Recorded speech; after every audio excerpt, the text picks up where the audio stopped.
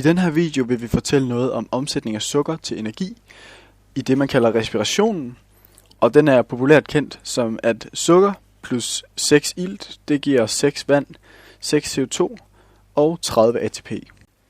ATP eller adenosintrifosfat er det stof, som cellerne kan bruge som egentlig energi, da cellerne ikke direkte kan bruge sukker som energikilde.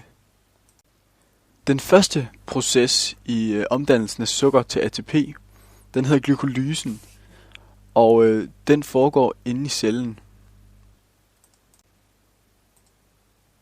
Når sukkermolekylet det kommer ind i cellen, så ude i cytoplasma, der indgår det i en proces, der hedder glykolysen, hvor at sukker bliver omdannet, C6H12O6, bliver omdannet til 2 pyrodrosyrer, eller pyruvat, når det er opløst i kropsvæsken.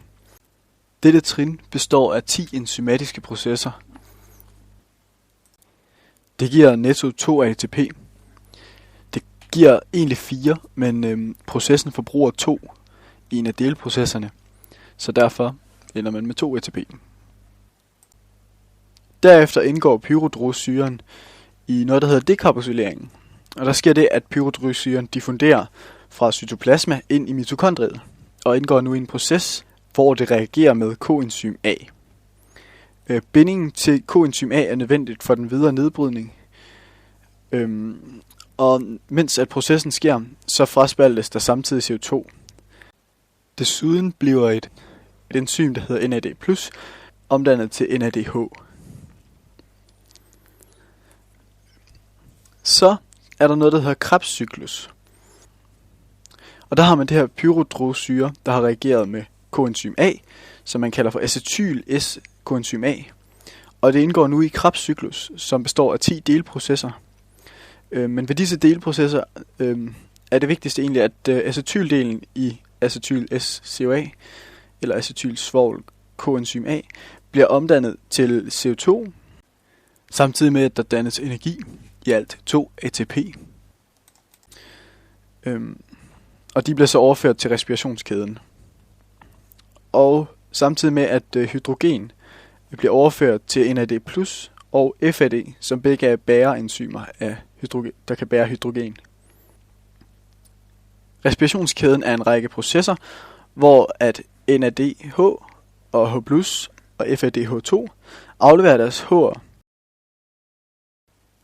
Det bliver til i alt 24 hydrogenmolekyler. Der kommer 4 fra glykolysen, 4 fra dekarbosyleringen, og så kommer der fra Krebscyklus i 2 forskellige former. Den ene er koblet på NAD, der kommer der 12 fra, og den anden den er koblet på FAD, og det er der koblet 4 fra. Der kommer der 4 fra. Det giver i alt 24 brintatomer. Og de bliver koblet på 6 iltmolekyler, 6O2, som er i alt 12 iltatomer. Og det giver så 12 vand, og energi nok til at lave 26 ATP. Og jeg fik vist ikke nævnt, at ATP eller adenosintrifosfat, det bliver dannet af ADP, adenosindifosfat og fosfat.